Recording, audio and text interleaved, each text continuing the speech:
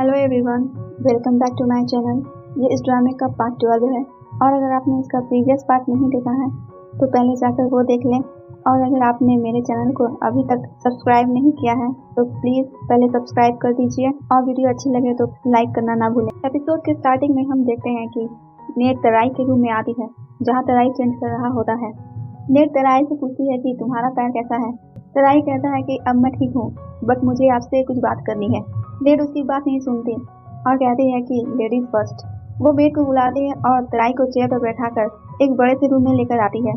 Net कहती है मेरी जान बचाते हुए तुम इंजर्ड हो गए हो, तो इसलिए मैंने अपनी मॉम से परमिशन ली है कि जब तक तुम फुली रिकवर्ड नहीं हो जाते तब तक तुम इसी रूम में रहोगे। एंड वो मेट को बोलकर तराई का सारा सामान रूम में शिफ्ट करने को कहती है। नेट के जाने के बाद नेट तराई से कहती है कि ये रहा तुम्हारा रिवॉर्ड मेरी जान बचाने के लिए, और उसे कैश देती है। तराई पैसा देकर खुश हो जाता है। फिर नेट तराई से पूछती है कि तुम कुछ कहने वाले थे, मुझे कुछ बताना चाहते थे। तराई झूठ बोल देता है और इसे कंटिन्यू रखता है एंड कहता है कि मैं गिल्टी हूँ कि मैं आप लोगों को पाकर पीछा करने में मदद नहीं कर सका। नेट उसकी बात सुनकर कहती है कि कोई बात नहीं, तुम्हें इतना सोचने की जरूरत नहीं है, बट इसके लिए भी मेरे पास तुम्हारे लिए एक रिवॉर्ड है। तराई सुनकर खुश हो जाता है और सोचता है कि वो उसे और पैसे देगी, लेकिन लीटा उसे किस कर देती है। तराई ये देखकर शॉक हो जाता है। फिर हमें सिंकॉन और लीटा को दिखाया जाता है जो थॉम से मिलने आए होते हैं। सिंकॉन थॉम से कहता है कि तुम्हारा प्रोजेक्ट कैसा चल रहा है। थॉम कहता है कि हमारी टीम 3 फीमेल को एज ए प्रेजेंटर सेलेक्ट करेगी, जिनमें से एक मैडम नुआन है, लेकिन हमें और 2 फीमेल प्रेजेंटर सेलेक्ट करना होगा। इसके बाद आप अपना फाइनल डिसीजन ले सकते हैं। सिंकॉन थॉम से कहता है कि तुम्हारा लीटा के बारे में क्या ख्याल है। वो ब्यूटी विद ब्रेन है और क्वालिफाइड भी है। लीटा प्रेजेंटर के लिए बिल्कुल परफेक्ट रहेगी, और अगर तुम मेरी बेटी को सेलेक्ट करोगे तो मैं तुम्हें हर तरह का सपोर्ट करूंगा। लीटा अपने फादर को मना करती है, बट उसके फादर उसकी नहीं सुनते। ये देखकर थॉम कहता है कि मुझे एक इम्पॉर्टेंट कॉल आ रही है, मैं वो अटेंड करके आता हूँ। थॉम के जाने के बाद लीटा सिंकॉन से कहती है कि आप ये सब क्यों कर रहे हैं। सिंकॉन कहते हैं कि मैं ये सब सिर्फ तुम्हारे लिए कर रहा हूँ, और ऐसा करने से तुम फेमस हो जाओगी और तुम्हारा नाम न्यूज में आएगा, तो मैडम नुआन तुम्हें अपनी डॉटर इन लॉ जल्दी से बना लेंगी। तो लीटा कहती है कि अगर मैं फेमस हो गई तो मेरा सारा सीक्रेट बाहर आ जाएगा एंड मेरे और पीटर का भी सीक्रेट सबको पता चल जाएगा। सिंकॉन कहते हैं कि मेरे अलावा तुम्हारा और पीटर का सीक्रेट कोई नहीं जानता। लीटा कहती है कि मुझे नहीं पता, बट कोई भी चीज़ ज़्यादा दिनों तक छिपी नहीं रह सकती।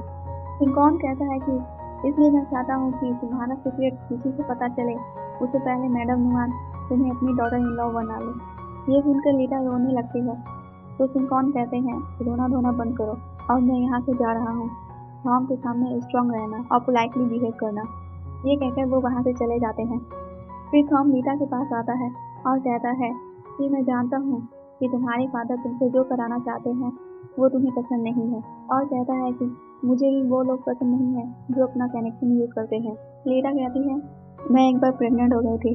जब मैं अब्रॉड में स्टडी कर रही थी तब एक्सीडेंटली प्रेग्नेंट हो गई थी, बट मेरे बॉयफ्रेंड को वो बेबी नहीं चाहिए था और हम दोनों के बीच फाइट हो गई, जिसकी वजह से मेरा मिसकैरेज हो गया। तो हम लीटा के पास बैठता है और उसे कंसोल करता है एंड लीटा कहती है मेरे फादर मेरा पास छुपाने के लिए ये सब कर रहे हैं। वो चाहती है कि मैं मैडम नुआन की डॉटर इन लॉ जल्द से जल्द बन जाऊं।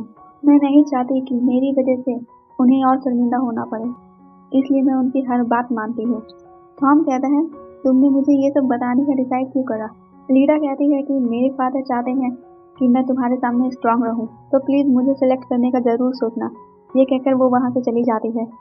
फिर हमें थॉम को पा के फादर के पास दिखाया जाता है, जहाँ थॉम पा के फादर से कहता है कि अंकल क्या मैं आपसे कुछ पूछ सकता हूँ। पा के फादर कहते हैं कि हाँ ज़रूर पूछो।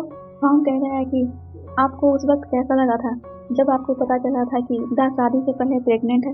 पा के फादर कहते हैं कि जब मैंने ये न्यूज़ सुनी तो मुझे कुछ समझ नहीं आ रहा था।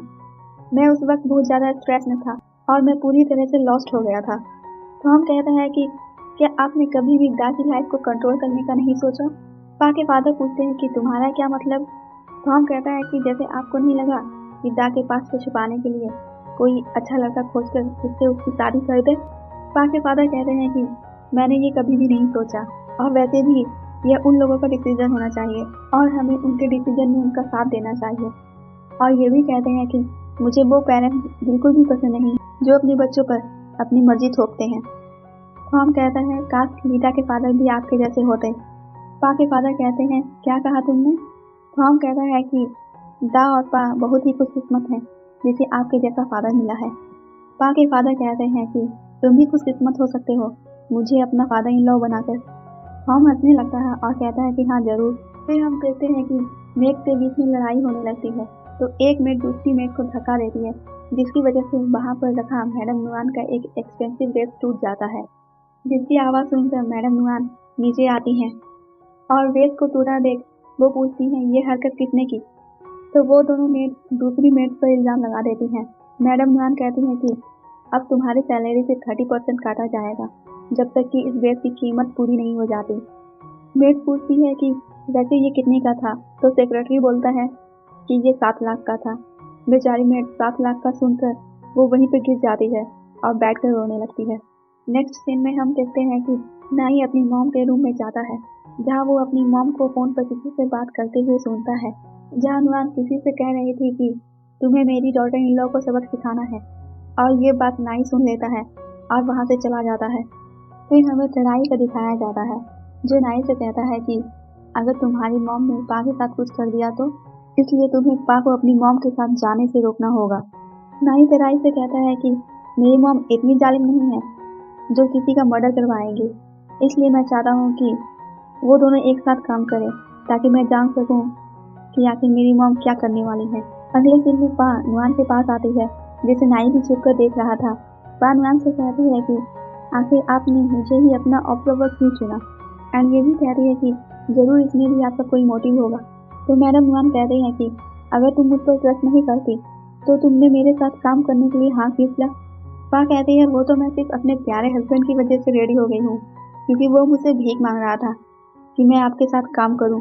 नुआन कहती है मेरा प्यारा बेटा चाहता है कि हम दोनों एक दूसरे को अच्छे से जान सकें, और पता नहीं मेरे बेटे को तुमने ऐसा क्या नजर आया कि उसने तुमसे शादी कर ली। पा कहती है यही तो मैं भी जानना चाहती हूँ कि आपने अपना असली चेहरा दुनिया से किस तरह से छुपा के रखा है। इन दोनों की बहस को बढ़ता देख सेक्रेटरी कहता है कि हमें अब चलना चाहिए वरना हम लोग लेट हो जाएंगे, और ये सब पा के फादर भी छुप कर देख रहे थे। इन लोगों के जाने के बाद पा के फादर भी पीछे जाने लगते हैं। तभी वो नाई को देखकर उसे पूछते हैं कि तुम कहीं जा रहे हो। नाई कहता है कि अभी मैं जल्दी में हूँ, मैं आपसे बाद में बात करता हूँ। ये बोलकर नाई वहाँ से जाने लगता है। तभी पा के फादर नाई को रोकने के लिए उसके कार के सामने आ जाते हैं और उससे पूछते हैं कि क्या तुम पा और अपनी मॉम का पीछा करने जा रहे हो। नाई कहता है कि हाँ। तो पा के फादर कहते हैं कि मैं भी तुम्हारे साथ चलूंगा। ये बोलकर वो कार में बैठकर नाई के साथ चले जाते हैं।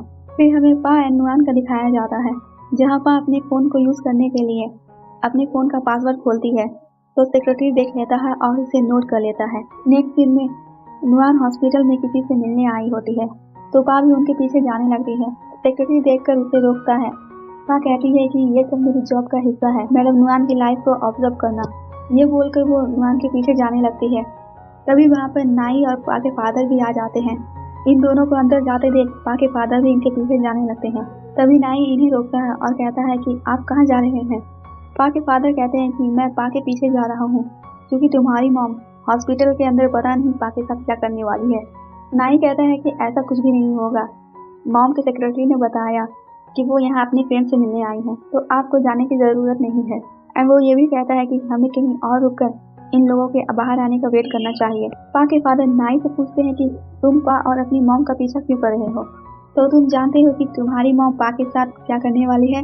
नाई कह रहा है कि ऐसा कुछ भी नहीं है, मैं सिर्फ इन दोनों के लिए वरीड हूँ क्योंकि ये दोनों एक साथ हैं, वो भी अकेले, इसलिए मैं इनका पीछा कर रहा था। फिर हम देखते हैं कि नुआन गुंडों को कॉल करती है और उन्हें बताती है कि हम लोग हॉस्पिटल से निकलने वाले हैं, तुम लोग रेडी रहना। जब ये लोग बाहर आते हैं तो वो दो गुंडे आकर पा का पर्स छीन कर भागने लगते हैं।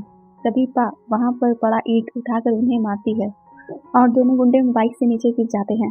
एंड इतना ही नहीं, पा उन गुंडों को फ्लाइंग किक भी मारती है। इसके बाद वो दोनों की खूब धुलाई करती है। तभी नाई एंड पा के फादर भी वहाँ आ जाते हैं और उन दोनों गुंडों की खूब धुलाई शुरू कर देते हैं। नाई सेक्रेटरी से कहता है कि आप पुलिस को कॉल करके बुलाइए। तभी नुआन को पा का फोन भी मिल जाता है और वो उसे चुपके से उठाकर अपने पर्स में रख लेती है। एंड वहाँ पे पुलिस भी आ जाती है और दोनों गुंडों को पकड़ कर ले जाती है। फिर इस नाई एंड पा से कहता है कि आप दोनों का स्टेटमेंट देने पुलिस स्टेशन आना पड़ेगा। तो नुआन कहती है मेरा शेड्यूल बहुत बिजी है तो मैं जा रही हूँ। नाई कहता है ठीक है आप जाइए, मैं पा को पुलिस स्टेशन लेकर जाता हूँ। नुआन एंड सेक्रेटरी जा रहे होते हैं तो सेक्रेटरी कहता है कि अगर गुंडों ने आपका नाम ले लिया पुलिस के सामने तो। नुआन कहती है डरो नहीं, ये लोग कुछ भी नहीं बोलेंगे। नेक्स्ट सीन में नेट तेराई को बाहर फ्रेश एयर लेने के लिए लाई होती है। तभी नुआन उन दोनों को एक साथ देख लेती है तो वो नेट से पूछती है कि तुम क्या कर रही हो। नेट कहती है मैं तेराई को फ्रेश एयर में लेकर आई थी, आपने ही तो परमिशन दी थी कि तेराई गेस्ट रूम में रह सकता है जब तक कि वो पूरी तरह से रिकवर ना हो जाए, क्योंकि उसने मेरी जान बचाई थी। नुआन तेराई से गुस्से में कहती है कि तुम जहाँ से बिलोंग करते हो वहीं चले जाओ। एंड नेट से कहती है तुमसे तो मैं बाद में निपटती हूँ। ये कहकर वो वहाँ से चली जाती है। नुआन फिर अपने ऑफिस में आती है और पा का फोन निकाल कर सेक्रेटरी से पा का पासवर्ड पूछती है और उसे अनलॉक करती है। वो पा के फोन से थॉम को मैसेज करती है कि तुम क्या कर रहे हो, मुझे तुमसे कुछ बात करनी है। टॉम कहता है कि बताओ क्या बात करनी है। तो नुआन कहती है मुझे उसी इंसिडेंट के बारे में बात करनी है जब मैं स्टूडेंट थी। टॉम कहता है ओह वो बात। फिर वो उसे कॉल करने लगता है। कॉल आता देख नुआन घबरा जाती है और सोचती है कि अब क्या करूं। फिर वो कॉल कट कर देती है और थॉम को मैसेज करती है कि अभी मैं तुम्हारे कॉल पिक नहीं कर सकती। फिर वो थॉम को मैसेज करती है और कहती है कि मुझे तुम्हारी एडवाइस चाहिए उस इंसिडेंट को भूलने के लिए। थॉम कहता है तुम्हें पहले खुद को माफ करना होगा। नुआन कहती है किस के लिए माफ करना होगा। ये देखकर थॉम को कुछ शक होता है। इधर हम देखते हैं कि नाई पा एंड उसके फादर पुलिस स्टेशन से बाहर आते हैं तो पा अपना फोन ढूंढने लगती है और वो अपने फादर से कहती है कि मेरा फोन मिसिंग है।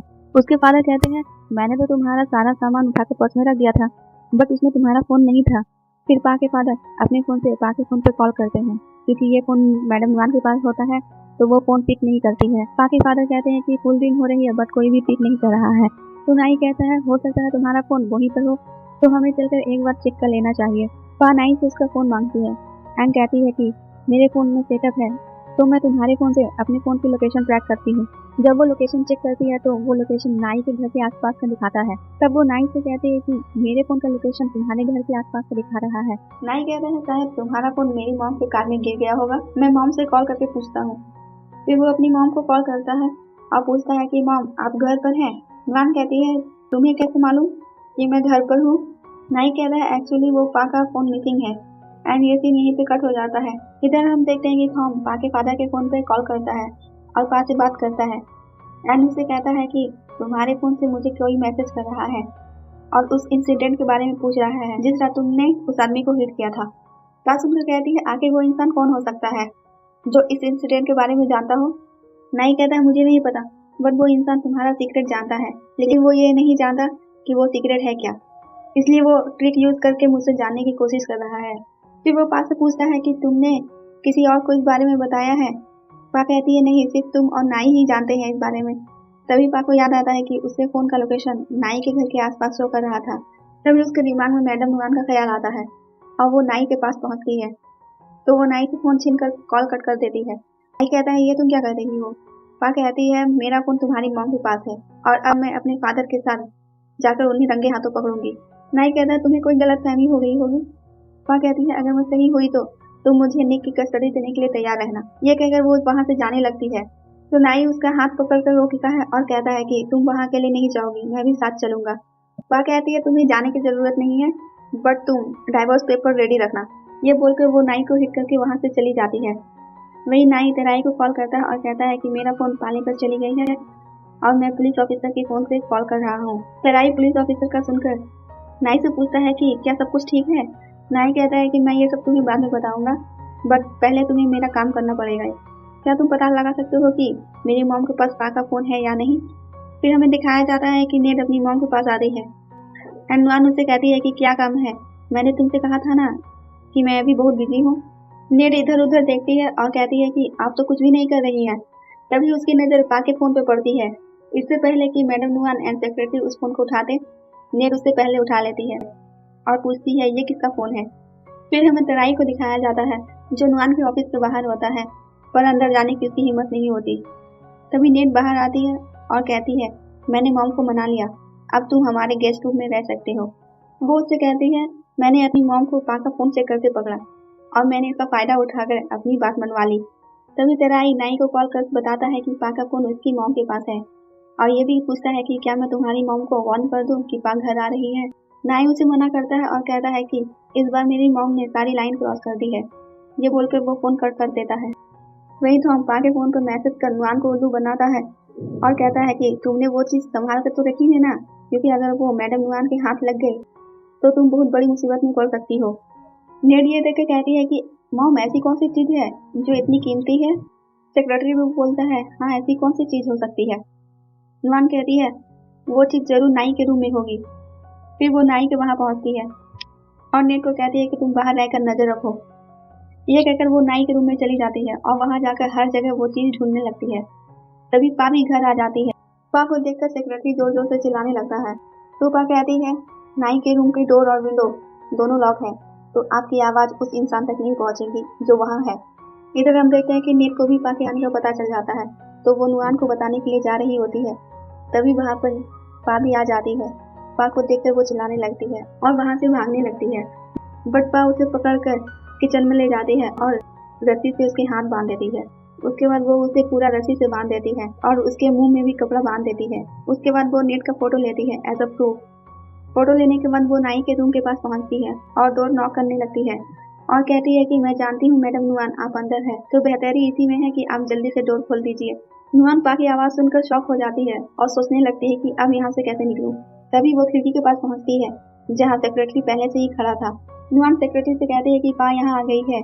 सेक्रेटरी कहता है कि इसलिए तो मैं यहाँ आया हूँ आपको यहाँ से ले जाने के लिए, और वो उसे सीढ़ी से नीचे उतरने को कहता है। नुआन सीढ़ी देकर कहती है क्या तुम मेरे साथ मजाक कर रहे हो। इधर हम देखते हैं कि पा रूम की दूसरी की लेकर डोर ओपन करती है और नुआन सीढ़ी से नीचे उतर ही रही होती है। तभी वहाँ पे पा के फादर भी आ जाते हैं और नुआन को उतरते देख लेते हैं। तभी वहाँ से तराई और उसके अंकल सांप लेकर जा रहे होते हैं। पा के फादर पूछते हैं कि इसमें क्या है, तो तराई के अंकल कहते हैं कि सांप है। ये सुनकर वो तराई के अंकल से वो बैग लेकर सांप को निकालते हैं और नुआन को चिल्लाकर कहते हैं कि मेरे पास तुम्हारे लिए एक गिफ्ट है। ये बोलकर वो उस सांप को नुआन के ऊपर फेंक देते हैं, जिसकी वजह से मैडम नुआन के सारे चेले चिल्लाने लगते हैं और डर जाते हैं। इसी चक्कर में सीढ़ी हिलने लगती है और मैडम नुआन नीचे गिरने वाली होती है, बट पा के फादर उन्हें कैच कर लेते हैं एंड पा से कहते हैं कि मैंने चोर को पकड़ लिया। नुआन बोलती है कि मुझे नीचे उतारो। पा के फादर उसे नीचे उतार देते हैं एंड नुआन कहती है चोर किसे कह रही हो तुम। पा के फादर कहते हैं कि ज्यादा इनोसेंट मत बनो। तभी वह अपने फोन पे कॉल करती है और उसके फोन की आवाज मैडम नुआन के पास से आ रही होती है। तो पा कहती है कि ये रहा प्रूफ कि आपके पास मेरा फोन है। पा के फादर कहते हैं कि आप मुझे फोन सीधे से दे रही हैं या नहीं, या मैं खुद इसे अपने तरीके से ले लूं। नुआन उसे रोकती है और फोन वापस कर देती है। पा के फादर कहते हैं मैंने तुम्हें रंगे हाथों पकड़ा है, इसलिए तुम्हें पनिशमेंट तो मिलनी चाहिए, और वो नुआन को उठाकर सबके सामने पुल में फेंक देते हैं। जब मैडम नुआन पुल से बाहर आती है तो पा के फादर पूछते हैं कि तुम्हें पा का फोन किस लिए चाहिए था। नुआन कहती है मैं पा का सीक्रेट पता लगाना चाहती थी। और इसी के साथ ये पार्ट यहीं पे खत्म होता है। Thanks for watching, take care, bye bye.